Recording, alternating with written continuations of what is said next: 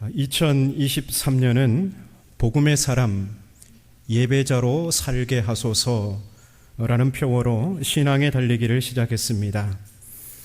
한 해의 절반이 지났는데 예배자로 잘 달리고 계십니까?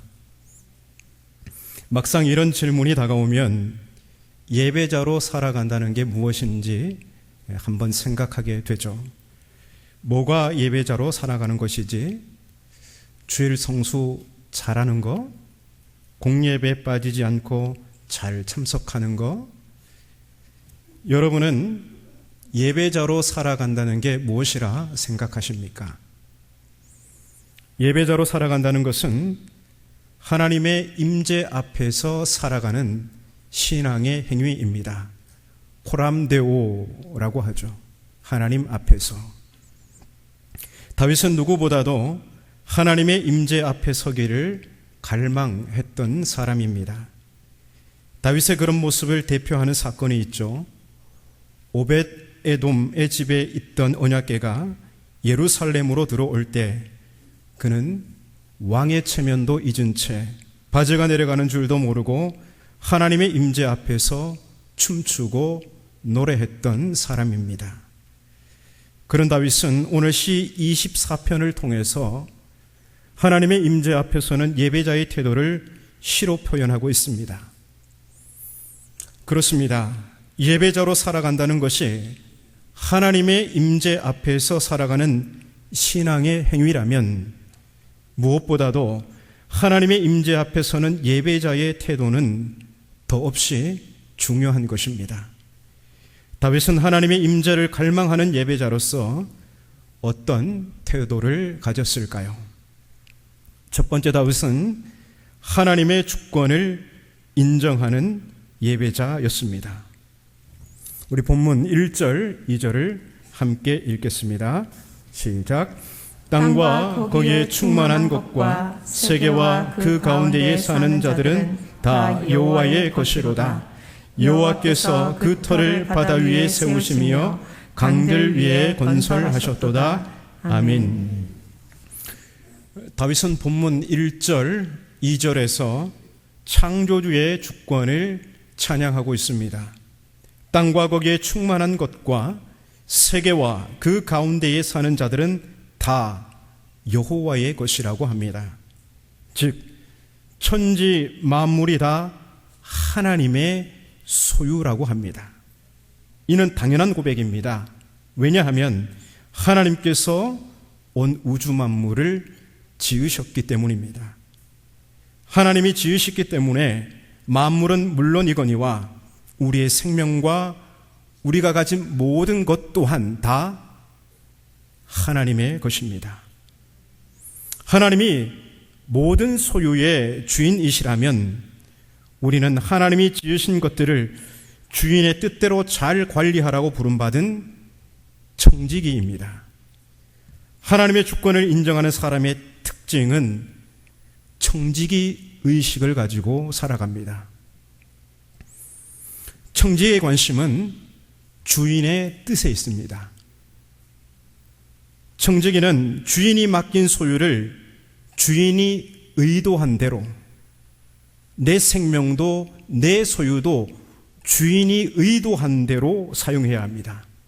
그래서 주인의 뜻, 주인의 의도에 관심이 있는 사람이 청지기입니다.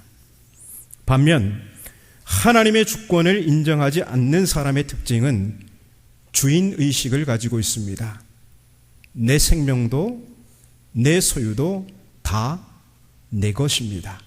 내가 그것들의 주인입니다. 이런 사람의 관심은 내 뜻에 있죠. 내 의도에 있죠. 그래서 내 소유는 내가 계획하고 내가 의도한 대로 사용하는 게 마땅하다 생각합니다. 만일 우리가 사용하는 모든 것이 정말로 내 것이라면 어떻게 사용해도 문제될 것이 없습니다. 내가 소유의 주인이기 때문입니다. 하지만 우리가 하나님의 주권을 인정하는 청지기라면 그렇게 할 수는 없습니다. 우리는 우리가 가진 모든 것을 창조주의 선한 목적을 위해서 사용해야 하고 내 생명조차도 그렇게 창조주 앞에 내어드려야 합니다. 왜냐하면 우리의 모든 소유는 하나님께서 선한 의도를 담아 우리에게 맡기셨기 때문입니다. 이런 청지기 정신이 진정 하나님의 주권을 인정하며 그분의 임재 앞에 선 예배자의 태도인 것입니다. 토니 에반스의 하나님 나라의 비전을 품고 사는 길이라는 책 속에 이런 예화가 나옵니다. 어느 날 할아버지가 손녀에게 인형을 사주었습니다. 그런데 그 인형은 며칠이 못 돼서 부서지고 맙니다.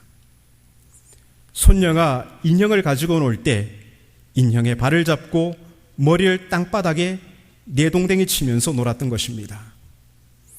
그런 모습을 바라보고 있던 할아버지가 손녀에게 얘야, 그렇게 하면 안 된다, 이렇게 일러주었습니다. 그러자 손녀가 대답합니다. 할아버지, 이것은 제 인형이에요. 할아버지가 주신 이상 자기 것이니 자기 마음대로 해도 된다는 손녀의 주장이었습니다. 그러자 할아버지는 그 손녀에게 중요한 교훈을 하나 알려주셨습니다. 할아버지가 내게 인형을 줄 때는 선한 의도로 사용되기를 바라는 마음으로 주었던 것이란다. 인형 속에는, 그 선물 속에는 할아버지의 선한 의도와 그렇게 사용되기를 바라는 마음이 담겨 있는 것입니다. 하나님께서는 우리에게 생명도 모든 소유도 선물로 주셨습니다. 그런데 그 선물 안에는 하나님의 선한 의도와 그렇게 사용되기를 바라는 그런 하나님의 마음이 담겨 있는 것입니다. 그렇습니다. 하나님께서 우리에게 생명을 주신 것, 그리고 우리에게 건강과 재능과 재물을 맡겨주신 것, 거기에는 하나님의 선한 의도와 그렇게 사용되기를 바라는 마음이 담겨 있는 것입니다. 하나님의 임재를 사모하고 하나님의 주권을 인정하는 예배자라면 당연히 우리의 생명도, 우리의 건강과 재능과 재물도 주인이신 하나님의 선한 의도대로 사용하는 청지기로 살 것입니다. 다윗은 하나님의 주권을 인정하며 그분의 임재 앞에서 선한 청지기로 왕의 직분을 감당한 예배자입니다. 이 시간 하나님의 주권을 인정하며 예배하는 우리 모두가 어디에서든 하나님의 임재 앞에서 하나님의 선한 의도를 따라서 선한 청지기로 살아가시기 바랍니다. 두 번째, 다윗은 하나님의 임재 앞에서 경건한 삶, 거룩한 삶을 봉헌하는 예배자였습니다. 우리 3절, 4절 말씀을 함께 읽겠습니다. 시작. 여호와의 산에 오를 자 누구며 그의 거룩한 곳에 설 자가 누구인가? 곧 손이 깨끗하며 마음이 청결하며 뜻을 허탄한 데에 두지 아니하며 거짓 맹세하지 아니하는 자로다. 아멘. 다윗은 여호와의 산에 오를 자가 누구며 그의 거룩한 곳에 설 자가 누구인가 하고 묻습니다. 여기서 여호와의 산과 거룩한 곳은 같은 장소입니다. 바로 하나님께서 임재를 약속하신 성전입니다. 성전이 거룩한 것은 성전 자체의 특별함이 아니라 그곳에 하나님이 계시니 거룩한 것입니다.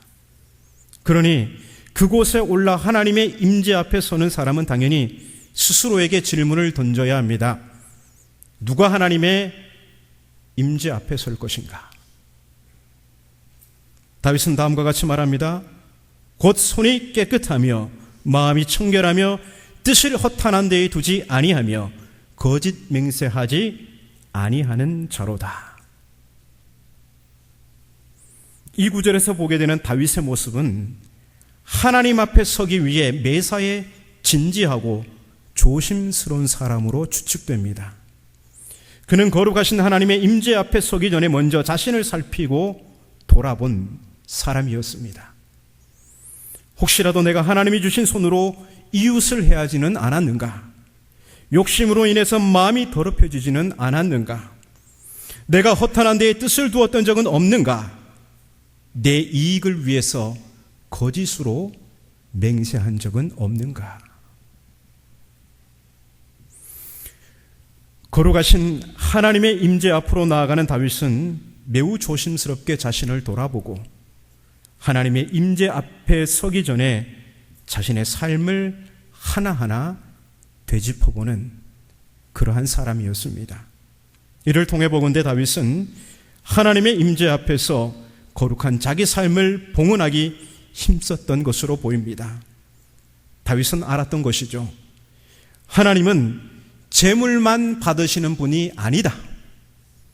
하나님은 더 궁극적으로 예배자를 받으신다. 그 제물을 바치는 예배자를 받으신다. 그 예배자의 거룩한 삶을 받으신다. 바로 이 사실을 다윗은 알았던 것입니다. 다윗은 본문 5절에서 자기 몸을 봉헌하는 예배자야말로 하나님께 복을 받고 하나님께서 옳다고 인정해 주는 사람이라고 그렇게 말하고 있습니다. 통계학에 엥겔 지수라는 말이 있습니다. 이것은 한 가정이나 사회 또는 국가의 생활 수준을 나타내는 지표인데요. 전체 생계비 총 지출에서 음식비 지출이 차지하는 비율, 그러니까 먹는데 지출하는 그 비용, 그 비율을 말하는 것입니다. 따라서 엥겔 지수, 곧 자기 소득 중에서 먹는 것에 쓰는 비용이 높을수록 선진국일까요? 후진국일까요? 후진국입니다. 전체 생계비에서 먹는 데 다 쓰면, 먹는 건 기본이잖아요. 제가 100만 원이 있는데 90만 원을 한 달에 먹는 데 썼어요. 그러면 10만 원밖에, 아무리 먹어도 얼마나 먹겠어요? 그 10만 원밖에 남지 않는다면 내가 가지고 있는 소득이 많다는 거에 적다는 거예요. 10만 원 가지고 어떤 여유 생활을 할 수 없겠죠. 그래서 음식비 지출 비율이 많다면 그 엥겔 지수가 높으면 높을수록 후진국입니다. 반대로 그 엥겔 지수의 비율이 떨어지면 떨어질수록 선진국으로 분류됩니다. 왜냐하면 그 남은 비용으로 그만큼 여유 있는 삶을 살 수 있기 때문입니다. 영적인 엥겔 지수도 똑같습니다. 하루에 자기 육체의 본능을 위하여 쓰는 시간과 에너지가 많을수록 그는 덜 경건한 사람입니다. 반면 경건을 위해 시간과 에너지를 쏟고 그것을 반복하는 사람이 진정으로 경건한 사람이 되는 것입니다. 우리가 경건한 그리스도인이 되기를 원한다면 경건을 추구할 수 있어야 합니다. 경건은 훈련의 결과요, 반복의 열매입니다. 이 경건의 훈련은 어디서 하는가? 장엄한 성가가 울려 퍼지는 예배당 안에서가 아니라 불꽃 튀는 유혹과 욕망의 현장에서 하는 게 경건 훈련입니다. 자기 중심적이 될 수밖에 없는 순간 나의 인기나 명예가 짓밟히는 바로 그곳에서 우리는 경건 훈련을 합니다. 그때 거기에서 하나님을 쫓아 행하는 경건한 사람이 되어야 합니다. 어느 하루가 아니라 매일 그렇게 되어야 합니다.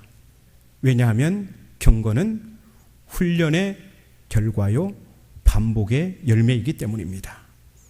이렇듯 하나님의 임재를 갈망하는 예배자는 자신의 경건한 삶을 하나님께 봉헌하기 위해서 성령과 육체가 투쟁하는 삶의 현장에서 성령을 선택하는 경건을 반복합니다. 불이익이 돌아올 게 뻔한 선택의 순간에도 깨끗한 손, 정결한 마음, 올바른 곳에 마음을 두면서 진실만을 말합니다. 왜냐하면 하나님이 거룩하시니 거룩하신 하나님께서 받으실 합당한 예물은 바로 예배자의 거룩한 삶이기 때문입니다. 그 옛날 하나님께서 임재를 약속하신 장소는 예루살렘 성전으로 제한되었지만 이제는 하나님은 예수 그리스도를 통해서 나무와 벽돌로 지은 성전을 허무시고 우리 몸을 하나님이 거하실 성전으로 삼으셨습니다. 그렇다면 우리는 늘 하나님의 임재 앞에 있다는 그러한 의식을 가지고 살아야 합니다. 물론 하나님의 임재는 고정불변의 형태로 우리 안에 계시지 않습니다. 거룩하시고 인격적인 하나님은 성전된 성도가 죄로 더럽혀질 때 그를 떠나시기도 하십니다. 하지만 그가 뉘우치고 그 삶을 바로잡을 때 하나님은 다시 그에게로 돌아오십니다. 그러므로 하나님을 모신 걸어다니는 성전된 여러분은 어디에서든 거룩한 삶을 하나님께 봉헌하는 예배자로 살아가시기 바랍니다. 세 번째, 다윗은 영광의 왕으로 오시는 하나님을 영접하는 예배자입니다. 우리 본문 7절에서 10절까지 말씀을 함께 읽겠습니다. 시작. 문들아 머리를 들지어다. 영원한 문들아 들릴지어다. 영광의 왕이 들어가시리로다. 영광의 왕이 누구시냐? 강하고 능한 여호와시요 전쟁에 능한 이시로다. 문들아 너희 머리를 들지어다. 영원한 문들아 들릴지어다. 영광의 왕이 들어가시리로다. 영광의 왕이 누구시냐? 만군의 여호와께서 곧 영광의 왕이시로다. 아멘. 함께 읽은 내용은 다윗이 왕이 된 후에 오벳 에돔의 집에 석 달간 있었던 언약궤를 다윗성에 있는 성소 안으로 모셔드릴 때 불렀던 노래로 추정됩니다. 다윗과 이스라엘은 하나님의 임재를 상징하는 언약궤가 예루살렘으로 들어오자 이렇게 외치며 노래합니다. 문들아 너희 머리를 들지어다. 영원한 문들아 들릴지어다. 영광의 왕이 들어가시리로다. 다윗의 이 외침은 9절에서도 다시 한번 반복되고 있습니다. 반복은 강조의 의미가 있습니다. 즉 다윗은 하나님께서 영광의 왕이심을 강조하고 있는 것입니다. 왕의 입성을 문들이 가로막을 수는 없는 법입니다. 문지기들은 영광의 왕이 들어가시도록 그 문을 활짝 열어두어야 합니다. 그럴 때 하나님의 임재와 축복을 상징하는 언약궤가 지성소로 들어가 자리할 수 있는 것입니다. 이처럼 하나님의 임재를 사모하는 예배자는 영광의 왕으로 오시는 하나님이 그 안에 들어가 자리하시도록 마음의 문을 활짝 열어야 합니다. 왜냐하면 영광의 왕이신 하나님은 이제 성도의 마음을 하나님이 거하실 지성소로 삼으셨기 때문입니다. 그렇다면 우리는 영광의 왕으로 오시는 하나님이 우리의 다친 마음 앞에 서 계시도록 그냥 내버려 둘 수는 없는 것입니다. 제가 대전에서 직장 생활을 할 때 눈앞에서 목격했던 사건입니다.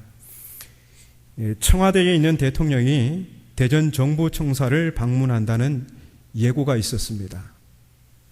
동선은 저 북대전 톨게이트를 빠져나와서 롯데 호텔과 엑스포 사이를 지나서 이제 청사로 들어가는 것입니다. 제가 일하던 곳은 이 롯데 호텔과 엑스포 그 사이에 있었습니다. 도로 신호등이 곳곳에 다 있잖아요. 그래서 이제 그 대통령이 탄 방탄 차량들 그리고 경호 차량들이 멈춤 없이 빠져나가도록 신호등마다 교통경찰들이 나와서 신호를 통제하고 있었습니다. 바로 제가 일하던 그 앞에도 보행신호가 하나 있었거든요. 거기에도 경찰 한 명이 나와 있었어요. 자, 그런데 하필이면 바로 제 눈앞에 보행 신호를 통제하는 경찰이 실수를 해서 차량의 진행을 가로막는 적색불이 들어오게 했습니다. 순간 빠른 속도로 달려오던 방탄차량 6대 중 2대가, 앞쪽에 있던 2대는 빠져나갔는데 뒤쪽에 따라오던 4대가 급정지를 하면서 마찰로 인해 타이어 냄새와 연기를 많이 뿜었습니다. 저는 그 대통령이 탄 차량, VIP 차량과 경호 차량이 그렇게 빨리 달리는 줄 몰랐습니다. 엄청 빠르게 지나가더라고요. 그런데 그렇게 급정지할 수밖에 없었던 것은 적색불이 들어올 때 그 횡단보도에 누가 건넙니까? 보행자가 건너게 되고, 또 반대편 차선은 유턴을 하게 됩니다. 사람들도 치게 되겠고 유턴하는 차량도 치게 되겠고, 방법이 없으니까 급정지했던 것이죠. 그래서 다시 신호가 바뀌고 이제 멈춰 설 때까지는 꼼짝없이 대통령이라도 멈춰 설 수밖에 없었던 겁니다. 그런데 다 그냥 썬팅이 되어 있어서 안에는 보이지 않습니다. 대통령이 지나갔는지 멈춰 섰던 4대 중에 있는지 그건 알 수 없습니다. 아무튼 이제 신호가 다시 바뀌고 멈춰 섰던 모든 방탄 차량이 그곳을 지나갔습니다. 그리고 반대쪽 신호 통제기 앞에는 자신의 실수를 자책하면서 괴로워하는 경찰이 보였습니다. 통제기에 수화기 같은 게 있더라고요. 그거 가지고 막 통제기를 막 때리는 겁니다. 우리 같이 일하던 동료들이, 야, 저쪽에 파출소 서장 이제 목나라 갔다, 막 사람들 한마디씩 다 이제 막 하는 겁니다. 쟤 이제 어디 영창 간다, 막 그랬던 적이 있습니다.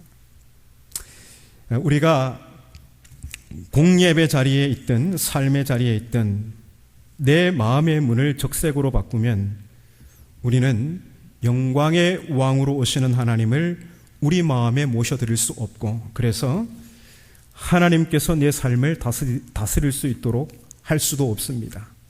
그렇기 때문에 우리는 우리 마음의 문을 초록색으로 바꿔놓고 왕으로 오시는 하나님을 모셔드려 왕이신 하나님께서 내 삶을 다스리도록 해야 합니다.